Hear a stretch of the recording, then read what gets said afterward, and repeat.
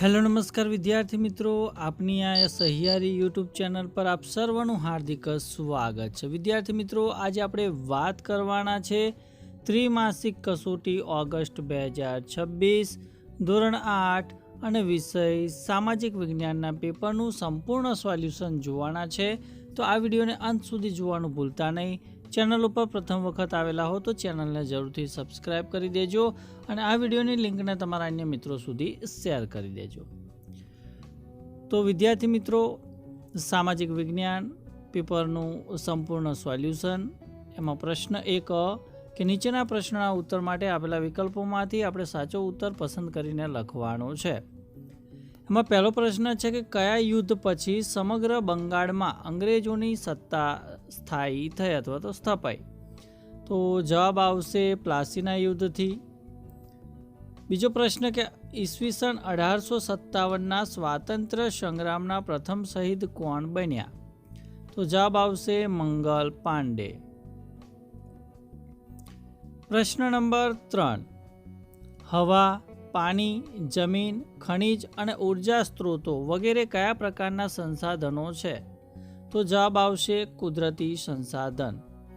ચોથો પ્રશ્ન, સંથાલ જાતિના આદિવાસી સમૂહો વર્તમાન ઝારખંડમાં ક્યાં રહેતા હતા? તો જવાબ આવશે હજારીબાગની આસપાસ, એટલે કે ઓપ્શન સી આપણો સાચો ઉત્તર બને।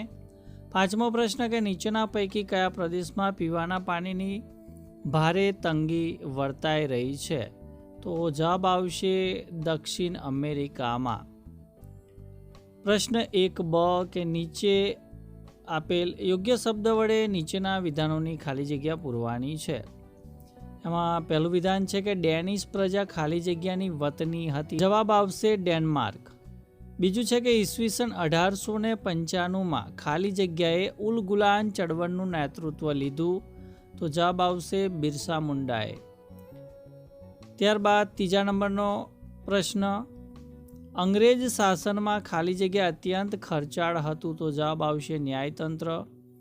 ચોથું છે કે પૃથ્વી પર મીઠા પાણીનો જથ્થો ખાલી જગ્યા ટકા જેટલો છે? તો 2.7% આવશે। પ્રશ્ન 2a કે નીચેના વિધાન ખરા છે કે ખોટા તે જણાવો। પહેલું વિધાન કે તૃતીય મૈસૂર વિગ્રહ દરમિયાન ટીપુ સુલતાન લડતા લડતા વીરગતિ પામ્યો? તો આ વિધાન ખોટું છે। બીજું વિધાન કે કાયમી જમાબંધીને પરિણામે બંગાળમાં ખેડૂતોના ઘણા વિદ્રોહો થયા? તો વિધાન સાચું છે। ત્રીજું વિધાન છે કે અંગ્રેજોએ મંદિરો અને ગુરુદ્વારાઓની મિલકતો પર કર નાખ્યો હતો? તો આ વિધાન ખોટું છે। ચોથું વિધાન કે ઘરમાંથી નીકળતા વપરાયેલ પાણીથી કિચન ગાર્ડન કરી શાકભાજી ઉગાડી શકાય છે? તો આ વિધાન સાચું છે। ત્યારબાદ પ્રશ્ન 2b કે નીચેના જોડકા યોગ્ય રીતે જોડો। પહેલું છે ખોંડ, તો એ જવાબ આવશે મધ્ય ભારતમાં। બીજું છે લબાડિયા, તો એનો ઉત્તર આવશે આંધ્રપ્રદેશ। ત્યારબાદ ત્રીજું છે વણગુજ્જર, તો એ જવાબ આવશે પંજાબનો પહાડી પ્રદેશ। અને બકરવાલ, તો એ આવશે કાશ્મીર। ત્યારબાદ પ્રશ્ન નંબર 2ક કે નીચે આપેલા વિધાનોના ઐતિહાસિક કારણ લખો। ગમે તે એકનો આપણે જવાબ આપવાનો છે। પહેલું છે કે પોર્ટુગીઝો સાગરના સ્વામી કહેવાયા કારણ કે ભારતની કોઈ પણ વ્યક્તિએ હિન્દ મહાસાગરના દરિયાઈ માર્ગનો ઉપયોગ કરવો હોય તો પોર્ટુગીઝોની પરવાનગી લેવી પડતી હતી। આમ પોર્ટુગીઝ દરિયાઈ માર્ગ પર એક હથ્થું સત્તા ધરાવતા હોવાથી તેઓ સાગરના સ્વામી કહેવાતા હતા। બીજું છે કે જંગલો આપણને ખૂબ ઉપયોગી છે કારણ કે જંગલો વાતાવરણમાં ઓક્સિજન અને કાર્બન ડાયોક્સાઇડનું સંતુલન જાળવી રાખે છે। જંગલોમાંથી મજબૂત અને ટકાઉ ઇમારતી લાકડા મળે છે। કેટલાક વૃક્ષોનું લાકડું બળતણ તરીકે વપરાય છે। જંગલો ઔષધિઓ, કાગળ, દિવાસળી જેવા ઉદ્યોગો માટે કાચો માલ આપે છે। તે કેટલાક ગૃહ ઉદ્યોગો માટે પણ કાચો માલ આપે છે। ત્યારબાદ જંગલો વરસાદ લાવવામાં મદદરૂપ થાય છે અને તે આબોહવાને વિષમ બનતી અટકાવે છે। ત્યારબાદ પ્રશ્ન નંબર 3 કે નીચેના પ્રશ્નોના ઉત્તર 1-2 વાક્યમાં લખો। ગમે તે ચારના આપણે ઉત્તર આપવાના છે। પહેલો પ્રશ્ન છે કે યુરોપના કયા કયા રાષ્ટ્રોએ ભારત આવવાનો જળમાર્ગ શોધવા કમર કશી? તો યુરોપના પોર્ટુગલ, સ્પેન, હોલેન્ડ જેવા રાષ્ટ્રોએ ભારત આવવાનો જળમાર્ગ શોધવા કમર કશી. બીજો પ્રશ્ન કે રૈયતવારી પદ્ધતિના પ્રણેતા કોણ હતા? તો રૈયતવારી પદ્ધતિના પ્રણેતા થોમસ મુનરો હતા. અહીંયા ત્રીજા નંબરનો પ્રશ્ન છે કે ઈસવીસન 1857ના સંગ્રામનો પ્રથમ શહીદ કોણ ગણાય? તો મંગલ પાંડે 1857ના સંગ્રામનો પ્રથમ શહીદ ગણાય છે. ત્યારબાદ ચોથા નંબરનો પ્રશ્ન છે કે કુદરતી વનસ્પતિ કોને કહેવાય? તો પોતાની જાતે ઉગનારી વનસ્પતિ જેમાં વેલા, છોડવા અને વૃક્ષોનો સમાવેશ થાય તેને કુદરતી વનસ્પતિ કહે છે. ત્યારબાદ આગળનો પ્રશ્ન છે કે ભારતમાં હિન્દુ મુસ્લિમ એકતા તોડવા અંગ્રેજોએ કઈ નીતિ અપનાવી હતી? તો ભારતમાં હિન્દુ મુસ્લિમ એકતા તોડવા માટે અંગ્રેજોએ ભાગલા પાડો અને રાજ કરોની નીતિ અપનાવી હતી. આગળનો પ્રશ્ન છે કે વનસ્પતિનું વર્ગીકરણ કયા આધારે થાય છે? તો વનસ્પતિનું વર્ગીકરણ સમુદ્ર સપાટીથી તેની ઊંચાઈ અને આબોહવાની વિવિધતાના આધારે કરવામાં આવે છે. પ્રશ્ન 4 છે કે નીચેના પ્રશ્નોના ઉત્તર ટૂંકમાં લખો. ગમે તે 4નો ઉત્તર આપવાનો છે. એમાં પહેલો પ્રશ્ન છે કે બક્સરનું યુદ્ધ ક્યારે, કોની વચ્ચે થયું ને તેનું શું પરિણામ આવ્યું? તો બક્સરનું યુદ્ધ બંગાળના નવાબ મીર કાસિમ, અયોધ્યાના નવાબ અને મુઘલ બાદશાહ શાહ આલમની સંયુક્ત સેના અને અંગ્રેજોની સેના વચ્ચે ઈસવીસન 1764માં થયું. આ યુદ્ધમાં અંગ્રેજોની જીત થઈ. પ્રશ્ન 2 કે યુરોપિયન દેશોમાં ભારતીય ગળીની માંગ કેમ વધવા લાગી હતી? તો ગળી સુતરાઉ કાપડના રંગકામમાં વપરાતું દ્રવ્ય છે. ભારતની ગળીનો રંગ ચમકતો હોય તેમ સુતરાઉ કાપડ પર ઉપસતો હતો. ઈસવીસન 1790 સુધી યુરોપના દેશો કેરેબિયન દેશોમાંથી ગળી મંગાવતા હતા. સમય જતાં કેરેબિયન દેશોમાં ગળીનું ઉત્પાદન ઘટવા લાગ્યું. તેથી યુરોપના દેશોમાં ભારતની ગળીની માંગ વધવા લાગી. ત્રીજો પ્રશ્ન કે ઈસવીસન 1857ના સંગ્રામનું તાત્કાલિક કારણ કયું હતું? તો લશ્કરમાં સૈનિકો માટે જૂની બ્રાઉન બેજ રાઇફલની જગ્યાએ નવી દાખલ કરાયેલ એનફિલ્ડ રાઇફલના કારતૂસો સંગ્રામનું તાત્કાલિક કારણ હતું. ત્યારબાદ પ્રશ્ન 4 કે માનવ સંસાધન વિશે ટૂંકનોંધ લખો. તો માનવી પોતે જ એક શક્તિશાળી સંસાધન છે. તે પોતાના જ્ઞાન અને કૌશલ્ય વડે કુદરતના વિવિધ તત્વોને સંસાધનોના સ્વરૂપે વાપરે છે. આ પ્રક્રિયામાં માનવી પોતાની બૌદ્ધિક ક્ષમતા પ્રમાણે કુદરતમાંથી મળતા તત્વોમાંથી ઉત્તમ તત્વો પોતે પસંદ કરે છે. માનવી કુદરતી સંપત્તિનો મહત્તમ ઉપયોગ કરી શકે છે જ્યારે તેની પાસે તે માટેના આવશ્યક કૌશલ્ય, આવડત, જાણકારી અને ટેકનોલોજી હોય. શિક્ષણ અને આરોગ્ય સેવાઓ માનવીને એક વિશિષ્ટ પ્રકારનું સંસાધન બનાવે છે. માનવીની સંસાધન બનાવવાની પ્રક્રિયાને માનવ સંસાધન વિકાસ કહેવામાં આવે છે. 5મો પ્રશ્ન છે કે સ્થળાંતરિત ખેતી કોને કહેવામાં આવતી? તો ગીચ જંગલોના પ્રદેશમાં સ્થળાંતર ખેતી કરવામાં આવે છે. કેટલાક આદિવાસી સમૂહો સૂર્યનો તડકો જમીન પર પડે તે માટે જંગલોના વૃક્ષોને અડધેથી કાપતા.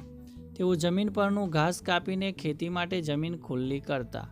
એ પછી કાપેલા વૃક્ષો અને ઘાસને સળગાવી તેની રાખને જમીનમાં ભેળવી દેતા અને એ જમીનમાં ખેતી કરતા. રાખમાં પોટાશનું તત્વ હોવાથી જમીન ફળદ્રુપ બનતી. એક વખત ઉત્પાદન લીધા પછી જમીનની ફળદ્રુપતા ઘટતા તેઓ તે વિસ્તાર છોડી બીજા વિસ્તારમાં સ્થળાંતર કરતા અને એ જ પદ્ધતિથી ત્યાં ફરીથી ખેતી કરતા. એ ખેતીને સ્થળાંતરિત ખેતી તરીકે ઓળખવામાં આવે છે. પ્રશ્ન 5 કે નીચેના પ્રશ્નોના ઉત્તર મુદ્દાસર લખવાના છે. ગમે તે 3નો જવાબ આપવાનો છે. પહેલો પ્રશ્ન છે કે યુરોપિયન પ્રજાને ભારત તરફનો જળમાર્ગ શોધવાની ફરજ પડી. શા માટે? તો એ વિધાન આપણે સમજાવવાનું છે. કારણ કે સદીઓથી ભારતમાં વિશ્વભરમાંથી પ્રજાતિઓ, વેપારીઓ, યાત્રીઓ આવતા રહ્યા છે. ભારત હંમેશા વિશ્વના આકર્ષણનું કેન્દ્ર રહ્યું છે. તેના કારણોમાં મુખ્યત્વે ભારતની આર્થિક સમૃદ્ધિ રહેલી છે. ઈસવીસન 1453માં તુર્કોએ કોન્સ્ટેન્ટિનોપલ જીતી લીધું. ભારત અને યુરોપ વચ્ચેના વ્યાપારના માધ્યમનું તે મુખ્ય મથક હતું. તુર્કોએ કોન્સ્ટેન્ટિનોપલ જીતી લેતા યુરોપમાં અને વિશ્વના પશ્ચિમના દેશોમાં ભારતનો માલ જતો બંધ થઈ ગયો. યુરોપવાસીઓને ભારતના મરી મસાલાની તાતી જરૂરિયાત રહેતી હતી. તે વસ્તુઓ મળતી બંધ થઈ. ભારતમાંથી સુતરાઉ કાપડ, રેશમી કાપડ, મરી મસાલા, તેજાના, ગળી, સુરોખાર, ઇમારતી લાકડા, અફીણ બહુ જ મોટા પ્રમાણમાં યુરોપમાં નિકાસ થતા. યુરોપની પ્રજા મહદઅંશે માંસાહારી હોય, માંસ સાચવવા ભારતીય મરી મસાલાની ખૂબ આવશ્યકતા હતી. વળી સુતરાઉ કાપડ પણ એટલું જ આવશ્યક હતું. પરિણામે યુરોપિયન પ્રજાએ જમીન માર્ગે થતો વેપાર બંધ થતાં યુરોપિયન પ્રજાને ભારત તરફનો જળમાર્ગ શોધવાની ફરજ પડે છે. પ્રશ્ન બીજો છે કે અંગ્રેજ શાસનમાં જનજાતિઓની પ્રવૃત્તિઓ વિશે જણાવો. તો કેટલાક જનજાતિ સમૂહ ખોરાક એકઠો કરી જીવન જીવતા હતા. જનજાતિ લોકો પશુપાલન સાથે સંકળાયેલા હતા. ઋતુ અનુસાર તેઓ ઘટા બકરાનું કે ગાય ભેંસનું ધન લઈ સ્થળાંતર કરતા ઓડિશાના જંગલોમાં રહેતા હતા. ખોંડ સમુદાયના લોકો ટોળીઓ બનાવી સમૂહમાં શિકાર કરતા તેમજ જંગલોમાંથી ફળ, કંદમૂળ, ઔષધિઓ અને જડીબુટ્ટીઓ એકત્ર કરતા. જંગલોમાંથી મેળવેલ વસ્તુઓ સરખા ભાગે એકબીજાને વહેંચતા અને એને સ્થાનિક બજારમાં વેચતા હતા.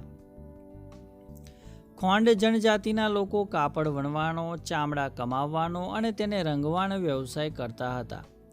ચામડાના રંગકામ માટે કસુંબી અને પલાસના ફૂલોનો ઉપયોગ કરવામાં આવતો.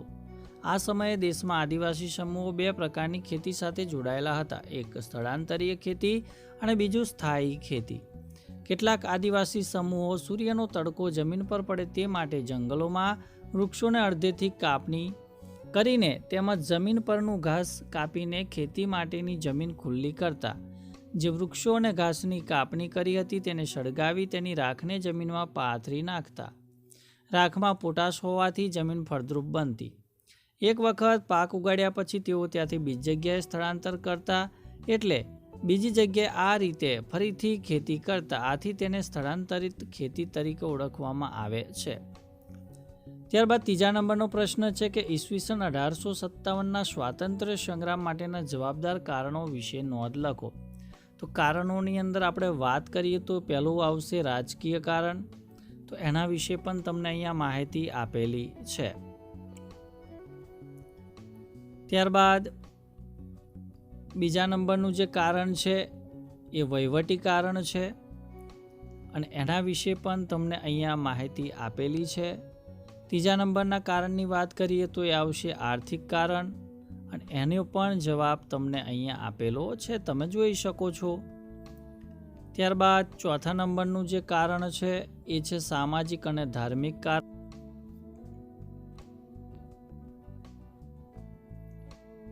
ત્યારબાદ છઠ્ઠું કારણ તમે અહીંયા જોઈ શકો છો તાત્કાલિક કારણ છે